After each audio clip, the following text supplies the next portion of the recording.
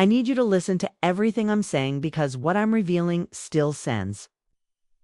Trembling shocks through my hands every single time I let myself remember. My best friend Joelle grabbed my arm suddenly, so hard her nails scraped deep into skin.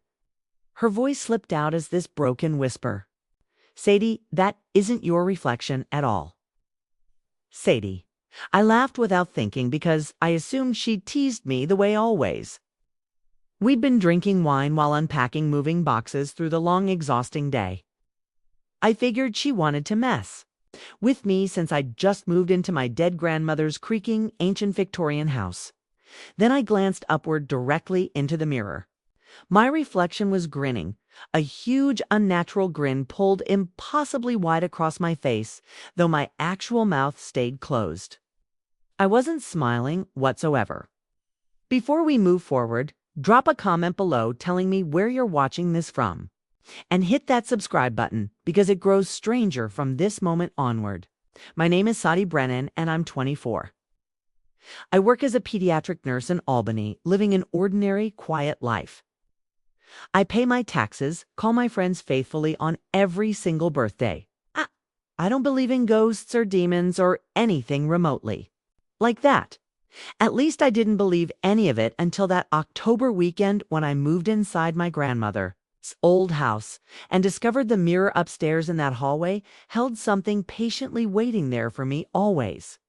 Joel Patterson has been my closest friend since freshman year of college. We met in statistics, a class we nearly both completely failed together. She's the kind of friend who drives hours just to help unpack boxes and drink wine. She's practical and logical and rarely becomes frightened. So when I witnessed the terror flooding her face that chilling night, when the color drained slowly from her cheeks while she stared horrified at my twisted reflection, I knew instantly something was deeply, horribly wrong. This is the story of what truly happened inside that inherited house. What I uncovered reading my grandmother's hidden journal and the awful truth about why she left that mirror specifically for me in the first place. 6 months before that night, my grandmother Rosemary Brennan peacefully died sleeping. Asterisk. She was 87 years old when she passed. She went so peacefully, which is the only comfort I cling to whenever I think now about her gentle memory. My grandmother raised me completely on her own. My parents both died in a terrible crash when I was 9. I remember the officers walking into my school to quietly pick me up without any warning. I remember my teacher, her face trembling slightly because she couldn't bring herself to meet my eyes in that moment. I remember my grandmother waiting for me silently at her familiar house. Arms open wide, trembling, tears pouring down helplessly. She took me in instantly without hesitation or second thoughts of any kind at all. Then, gave up everything about her quiet retirement to raise a grieving, lost, frightened little girl. She taught me patiently how to braid hair. She made warm pancakes every single Sunday morning. She read aloud nightly until I grew old enough to read myself. And even then, sometimes she still kept reading just because she wanted. That house in upstate New York remained forever the only real home I truly ever knew. Every good memory lives deeply inside those walls. The smell of lavender tucked inside every closet. The creak from the third wooden staircase step. The sunlight pouring softly through the kitchen window, making everything glow gold. When she died, she left absolutely everything behind. The house, her savings, all her treasured belongings, including that antique mirror hanging upstairs in the hallway. My entire life. I always adored that mirror with its beautiful gold frame carved, full of vines and flowers. The glass aged slightly spotted along the corners, yet filled with character and threaded through history. My grandmother always polished it each Sunday morning before heading to church. I would sit nearby on the floor watching her work carefully while she told family stories. But she once said something I never forgot. I was maybe 12, staying up too late reading another favorite book. Went to bathroom close to midnight quietly. Walking back to ward bed, I paused by the mirror without real reason. Something looked different then in that dark hallway. The glass seemed deeper, almost like I could fall through into it. My grandmother's voice sounded from behind me suddenly, sharply, urgent, and trembling. Asterisk Sadie, step away from their right. This moment, I turned around instantly. She was standing there in her bedroom doorway, wearing her soft nightgown, and her face looked pale and almost frightened. "Never stare into it too long after dark, sweetheart," she whispered softly. "Just another silly superstition.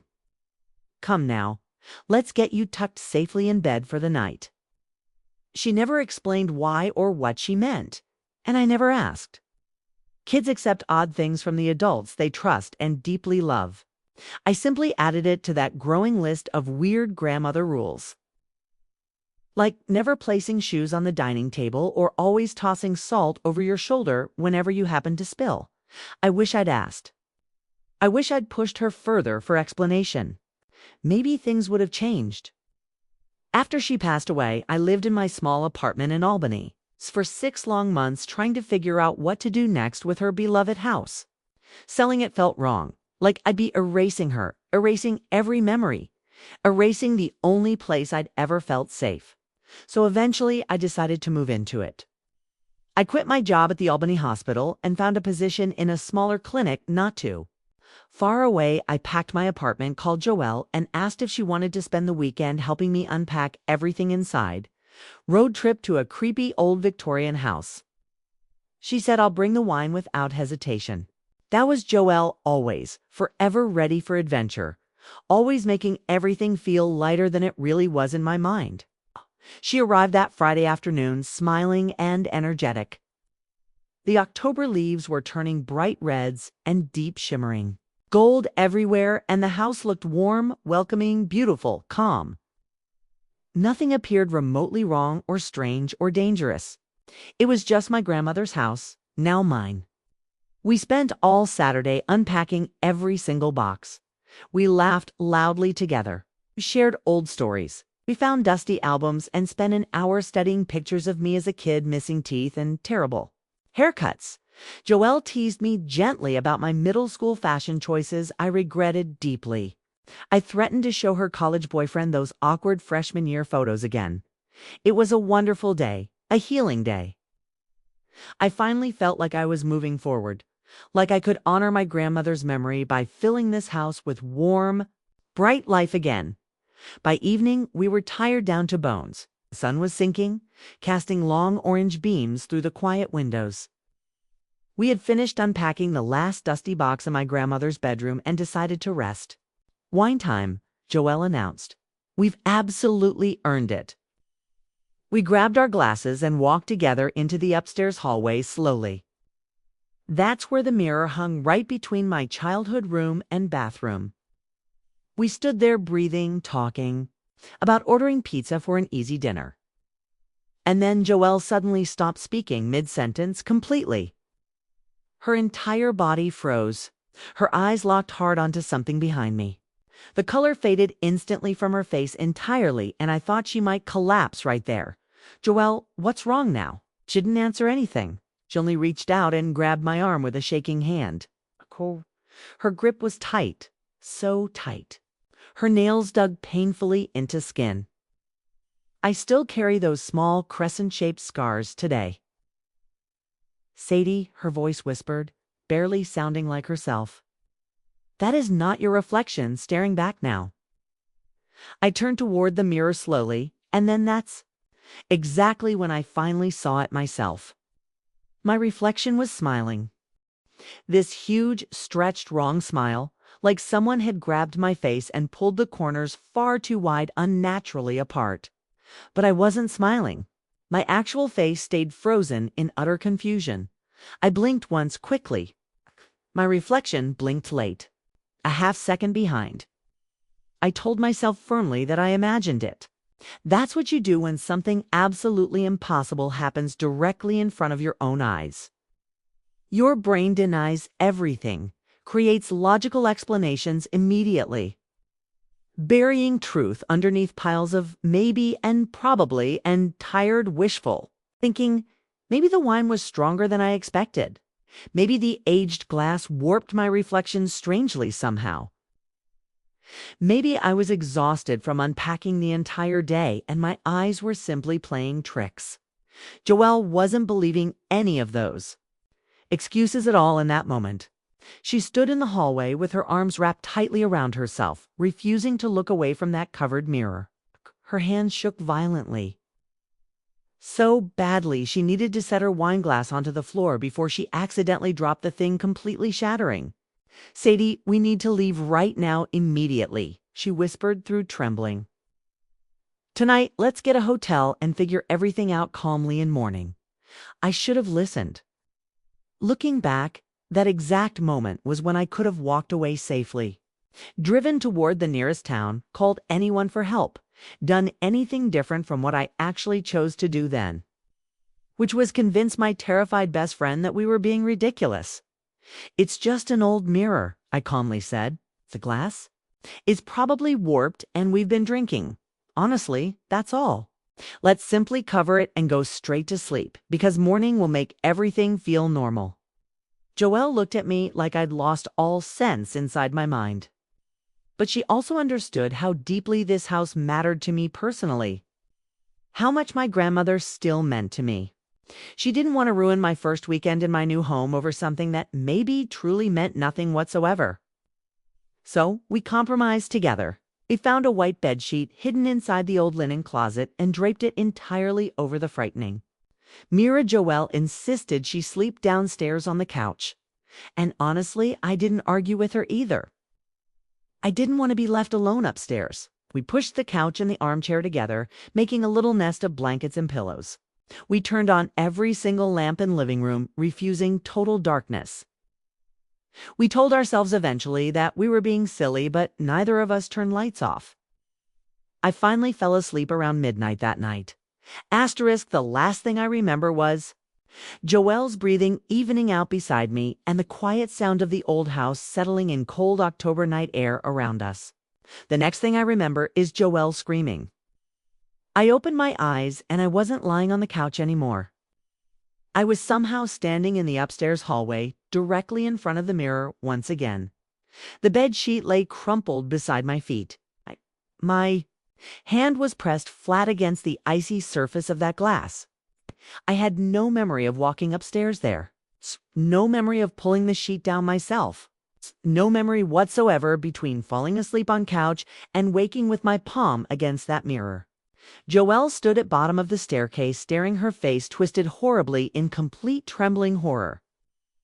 She kept screaming repeatedly my name over and over again nonstop, but I couldn't move. I couldn't pull free my hand from glass. Felt like something was gripping me tightly, holding me firmly there. Something waiting other side. I looked at my reflection, staring back silently. It wasn't copying me anymore like it should.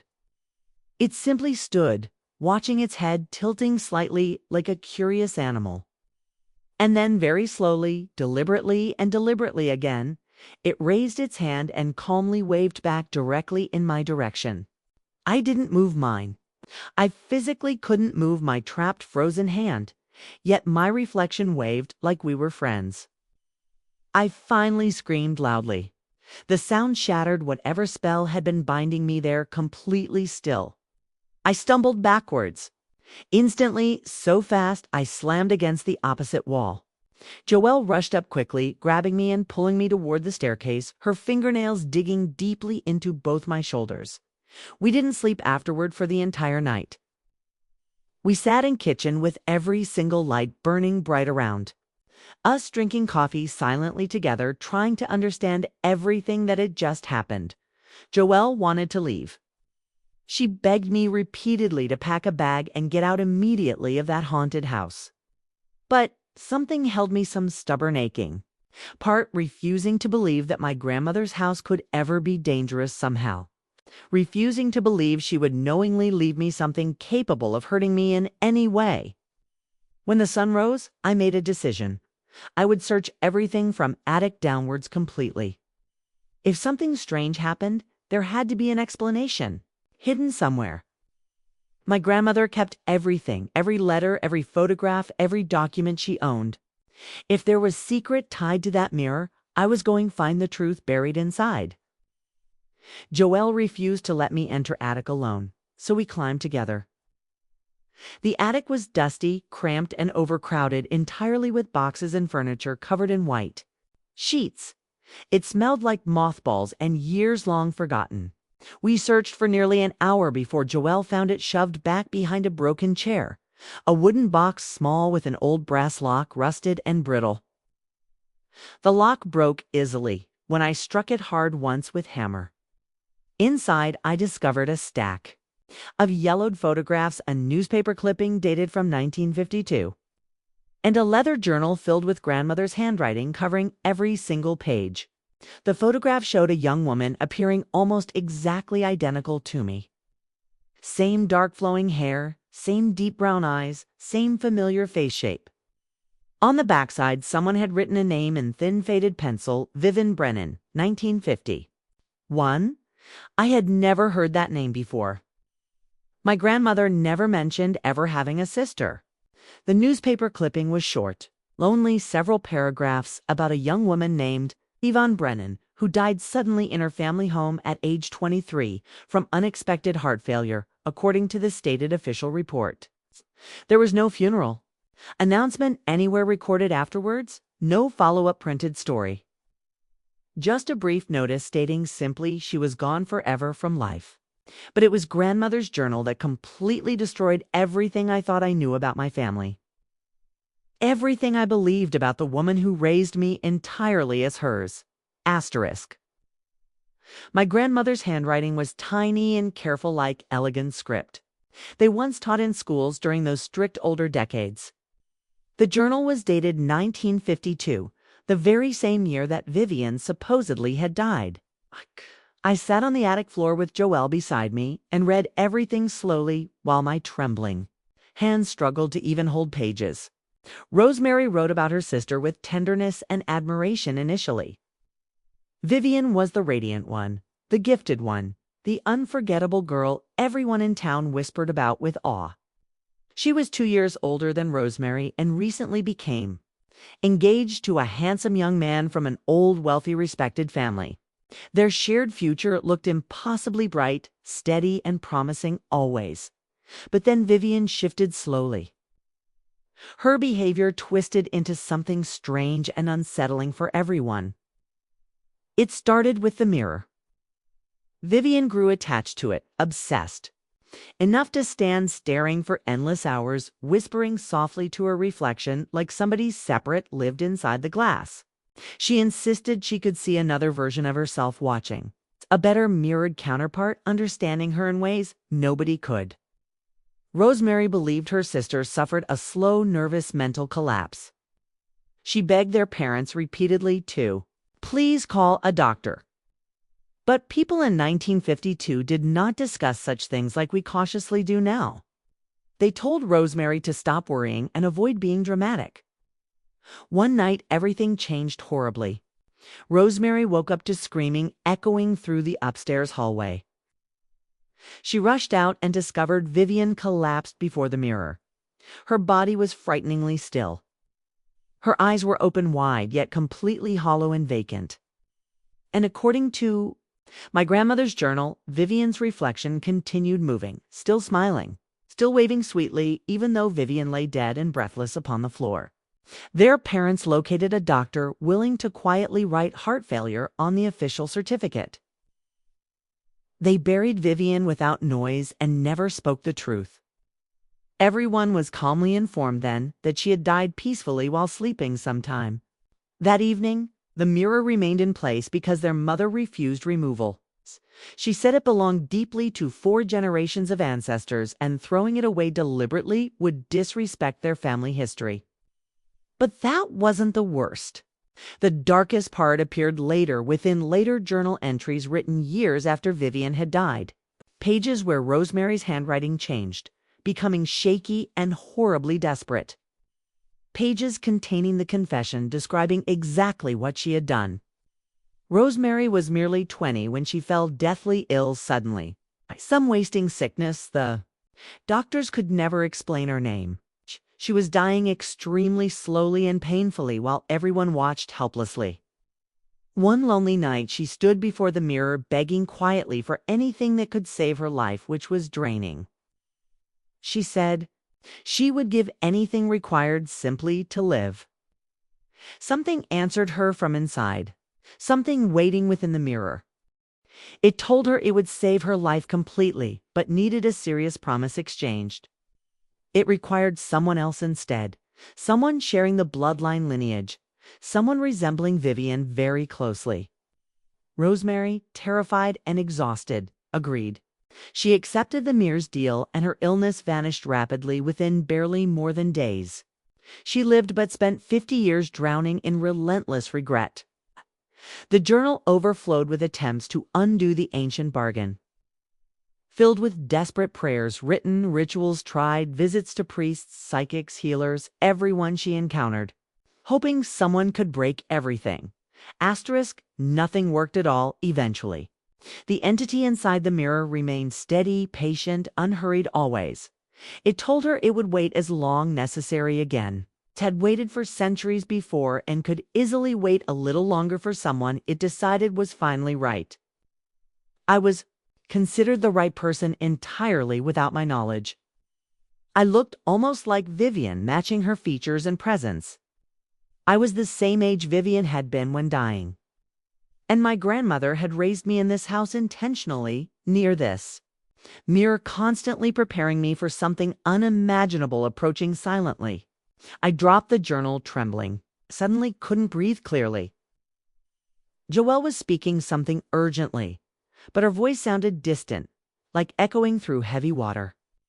The woman who raised me, who loved me every day, who made pancakes for breakfast, who braided my hair gently, who read me bedtime stories, had made a horrific bargain to trade my life decades before I ever even existed. Joelle grabbed me by shoulders and forced my eyes upward. She said we were leaving immediately and never returning here. We would burn this house completely to the ground if necessary to escape that mirror. But I already understood running would never help me now. I had seen my reflection inside my phone screen earlier that morning, searching the attic. It had smiled directly back. The thing in the mirror was already attached to me, already tied to my existence. It didn't matter where I went because it would follow. There was only one option. I needed to find something capable of ending this curse. I had to somehow break the deal my grandmother made and destroy whatever was living inside that mirror, before it destroyed me completely. And first, Joelle found Dolores Vance online through a frantic, desperate search. She was a retired librarian living 30 minutes away nearby in a small town beside the wide Hudson River waters. Her website was extremely simple, outdated, plain, almost forgotten looking. Just her name and descriptions of the quiet services offered. Spiritual cleansing, entity removal practices. Help for people experiencing unexplainable phenomena happening around their lives. She wasn't a psychic medium or anything overly dramatic sounding. She was simply a woman who learned ancient techniques, passed down from her steady grandmother, and spent her entire life helping people handle strange occurrences they could never explain themselves. Dolores arrived shortly before midnight. She was 68 years old with silver hair tied back in one long calming braid. Her brown eyes looked quiet, focused, and free of judgment. She walked through the house slowly, studying every silent corner. She stopped before the covered mirror without daring to touch. She stood there a while, just breathing and listening carefully to something none of us could possibly hear around us. When she finally spoke softly, her voice remained calm. Certain she told us something ancient was attached deeply to that mirror, something predating human mirrors. It moved from reflective surfaces throughout history, feeding on people by learning them patiently first, copying them perfectly afterward, eventually replacing them entirely and permanently. It studied your face carefully, your movements with precise focus, your mannerisms in perfect detail, your voice down to breaths. Once it completely finished learning, it would step straight out of the mirror and replace you entirely, without hesitation, forever. The original person would be dragged inside the glass prison and trapped there endlessly alive while the imitation lived freely in their place, continuing life. Vivian was nearly fully replaced, Dolores explained with steady calm. The entity had been studying her for many endless months, but something went deeply wrong during its final dangerous stage. Vivian's heart collapsed from stress before the switch could happen. She died suddenly and unexpectedly, and the entity remained trapped inside the mirror, incomplete, starving. It made the bargain then with my frightened, desperate grandmother, because it needed someone new, someone resembling Vivian strongly enough to finish what it started. Someone exactly resembling me, unfortunately. Dolores told us only one way existed to end everything. I had to confront it directly at midnight without fail, the same hour Vivian died. I had to stand firmly before the mirror and reject its claim to my existence, my life, my body, identity. While I declared that strongly, Dolores would begin a cleansing ritual meant to weaken it and sever its ancient hold upon the mirror completely forever. But there was one catch. If I showed any fear, any hesitation, or trembling doubt, the entity would use that weakness to pull me inward and complete the deadly replacement. I had never felt more terrified in my entire life. Joelle begged me not to attempt it, pleading for safety. She said we could maybe find another solution somewhere else. We could seal the mirror in concrete and throw it into the nearby deep river. We could move across country and pretend none occurred ever. Knew it wouldn't matter because the entity was already inside my own reflections. My phone screen showed it, my bathroom mirror revealed it, my car windows displayed it. Everywhere I looked, it watched back at me, silently studying. Running would only delay everything, but never erase the danger. At midnight, we uncovered mirror. The hallway became painfully cold. So cold, I saw breath-forming little pale clouds drifting right in front of me. Dolores lit several white candles and burned sage until smoke filled the air thickly around. She began chanting low phrases in a language unfamiliar entirely, words ancient, heavy with power. I stepped before the mirror and saw my reflection waiting.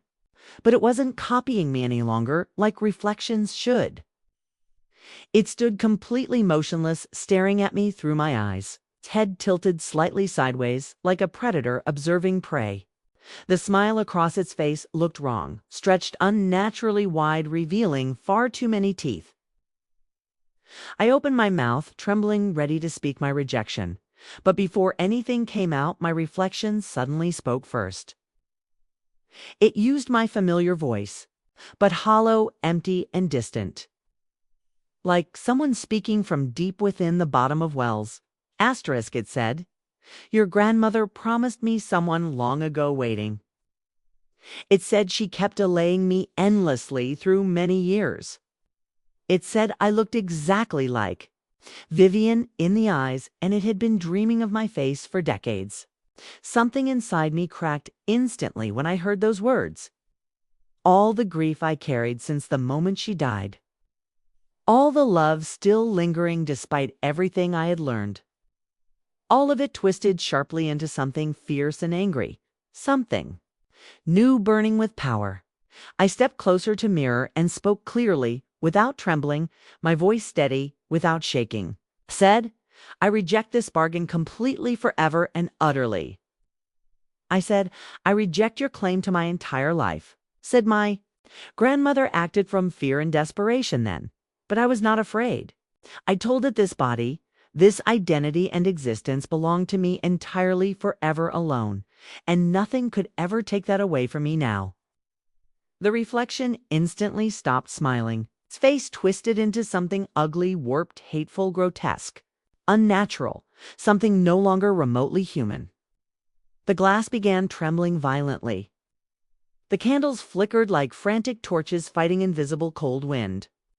Dolores chanted louder, stronger, fiercely, her voice rising above everything, above the sudden howling wind that rushed through the hallway even with every window shut. I grabbed the mirror frame and pushed forward with everything. The mirror toppled violently downward. The glass shattered on flooring with a sound resembling bones snapping loudly all at once. But instead of scattering pieces, the fragments froze, suspended midair, hanging there like shimmering stars, and then they flew backwards, slamming right into the frame and reassembling into perfect mirror that showed nothing except darkness. I watched as the darkness began draining downward, swirling slowly like water disappearing through drains.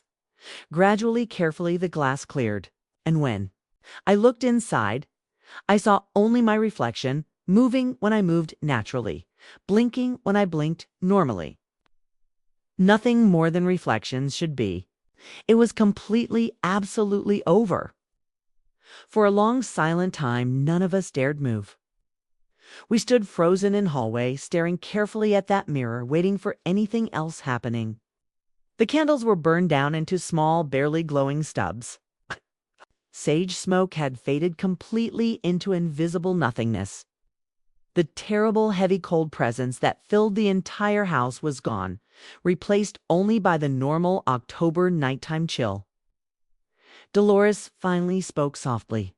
She said the attachment severed. The entity was fully gone. Whatever ancient hungry presence lived inside that mirror for generations had finally been destroyed forever. I didn't feel real relief. I didn't feel any victory. I only felt deeply empty, hollowed out deeply inside myself like someone had reached inside and scooped out everything important that made me who I was. Joelle wrapped her arms around me tightly, holding me firmly, and I let her completely because I lacked all strength to stand upright on my own anymore after all this. Dolores stayed beside us until sunrise finally touched the windows. Asterisk, she explained, that the entity wasn't connected to Viven's spirit at all. Viven was never haunting that mirror at all. She was simply another victim trapped before capture, another person the thing tried to swallow whole before it was halted.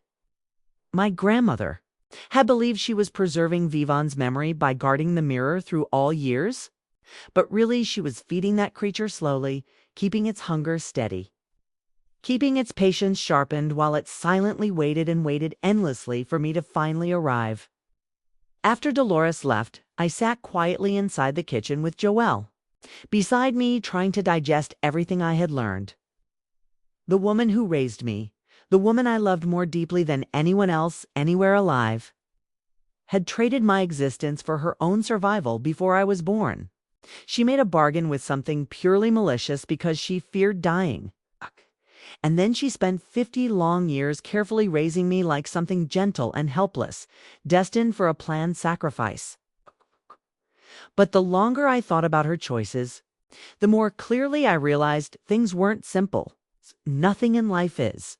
My grandmother left that locked box intentionally where I would eventually find it when truth mattered.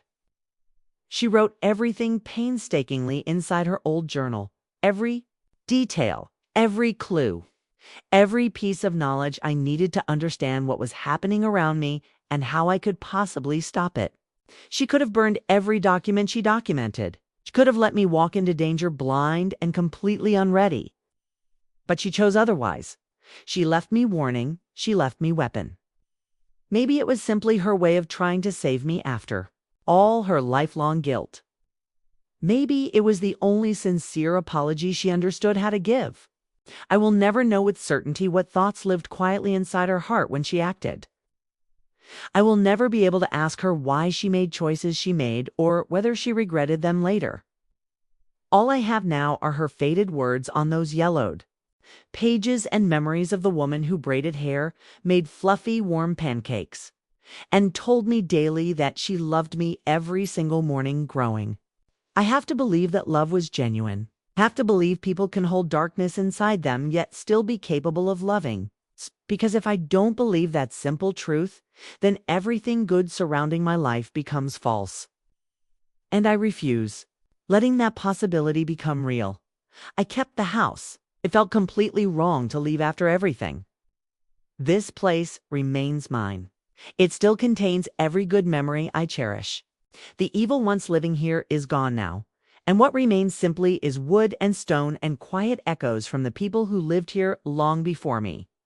I planted a rosebush quietly in the backyard soil that afternoon and buried shattered pieces of the mirror deep beneath it, carefully wrapped in salt and sealed with whispered protective prayers that Dolores had taught me during long nights. The roses bloomed bright red the very next spring, and I choose to believe that means something more than coincidence. I choose to believe it means the darkness finally settled into rest.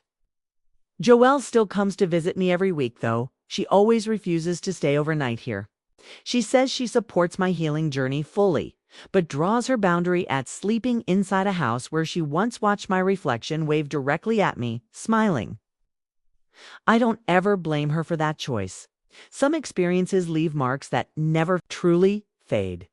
But she calls me every Sunday morning just around the same time. My grandmother made pancakes, and we talk endlessly about everything and nothing. That friendship honestly saved my life in countless ways that cannot be measured or explained easily. I hung a painting exactly where the mirror once rested on wall. A simple, soft landscape of rolling quiet hills beneath a fading sun. Something peaceful and calm, something that doesn't reflect anything back toward me. Sometimes I catch myself glancing toward that spot, expecting to maybe see my own silent face staring right back again. But there is nothing waiting for me there. Just colors on canvas. Just lines forming art. Just a quiet peace. I learned something significant that weekend in October. I learned that people who love us deeply can still hold secrets that might destroy us if we knew earlier. I learned that fear can push good people toward terrible, desperate choices. And I learned that sometimes the scariest monsters aren't hiding in mirrors or lurking within shadows. Sometimes they are sitting across from you, smiling at the dinner table, telling you they love you while hiding truth deep behind their eyes. But I also learned we are not bound by choices of those who came before us. My grandmother made deal, but I broke it. She handed me destiny I never once requested, and I firmly rejected what she tried giving. We all inherit things from Tangled. Family histories, trauma secrets, and debts we never agreed paying. But we also inherit strength, courage, and resilience, the ability to stare into darkness. Firmly saying no, not me, not today, and not ever. If you have looked into a mirror feeling like something watched you, or if you inherited something heavy from family that felt far heavier than you could carry, I want you knowing you are never alone and you are not locked or trapped forever. The deals other people made do not need to define your life. Thank you for staying with me through this story and its shadow. If it meant something to you, please subscribe to this channel and leave comment telling me about a moment when you felt something watching you from silent places. I read every comment, and your stories genuinely mean more than you could ever possibly know. Share this with someone who enjoys good scares, and I will see you in the next one very soon, friend. Stay safe out there, and maybe don't look into old mirrors after.